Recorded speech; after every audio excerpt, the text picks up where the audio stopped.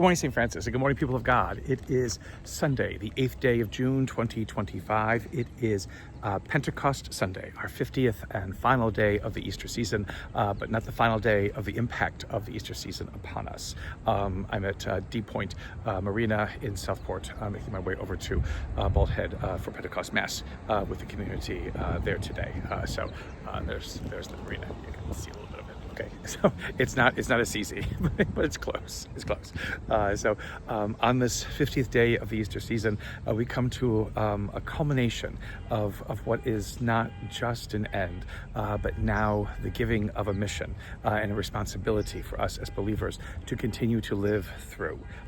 We do not end this Easter season by putting Jesus back on the cross, because he is no longer there. Again, one of the big problems that we have in this Catholic tradition is the fact that we continually keep him on the cross. And again, we can say that, again, it's a sign of love, an act of love, but it's still an act of brutality and an act of sadness, an act of sorrow also, which makes us kind of focus in on those elements more than sometimes it does, the love that is expressed there. The real love, the true love, the love that God shows us, however, is in taking him down from it and giving him life again, a life that never ends, a life that now has the power to become effective in our own lives, to tell us that things like love and forgiveness and mercy and giving and being less judgmental in our lives are not just pipe dreams and fantasies, but they can be accomplished, they can be done. It is coming off of that cross that allows us to eat and drink of Christ and let his very self become our very self, so that we can become the people, the witnesses that God needs us to be in this world. And today, again, the great sending of this Spirit, a Spirit that basically now begins the great work in us of furthering what it is that Christ began. Again, leaving it in our hands, as always, that people will come to faith or run away from it, depending upon our actions and our responses and how we manage and how we manifest ourselves in the world to others. We are not called, to deny the world. We are not called to run away from the world. We are called to live within this world, showing this world what it must be. The fact that heaven and earth are found in glory here, that the glory of both heaven and earth reside in this place, and that we cannot forget that. And so today, Jesus sends us the Spirit to act as an agent of memory, and act as an agent that helps us remember again and again that what Christ did was not just some wishful thinking or some pithy sayings that any other person could adapt. But what Christ did was change the course of human history forever and for always. It's up to us to realize that and not believe in some weird way that this was all just a fantasy or a pipe dream, or even worse, to believe that it's just too good to be true, and to go back and placing Christ back on that cross again and again, continuing a life of penance after penance after penance that doesn't really get anywhere.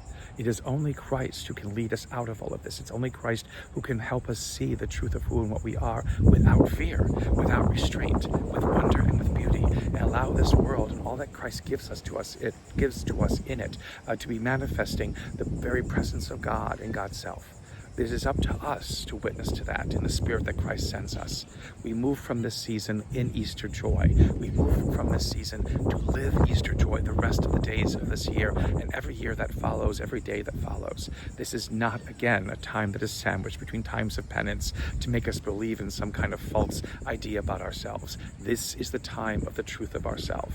And we conclude it after all of these days talking about love and love and love and love and what love can do. Realizing that love is the power that changes the course of human history, that love is the power that allows us to see the truth of ourselves without fear, that love is something we cannot be afraid to engage in ourselves. Not a silly and stupid and foolish emotion, but something, again, that has the creative power that has brought all of this into existence, that keeps it running and asks us to become a part of this great work that God has undertaken from the beginning of time. We began 5 months ago with the birth of Christ. Again, a birth that happens in love, and we conclude this Easter season with Jesus promising love to us and to remember to love, to remember to love, to remember to love. Let that be our constant message and our constant mission as believers, and let this Spirit be a thorn in our side that will constantly remind us again of what we are called to be, of what we are called to do, of what we must do.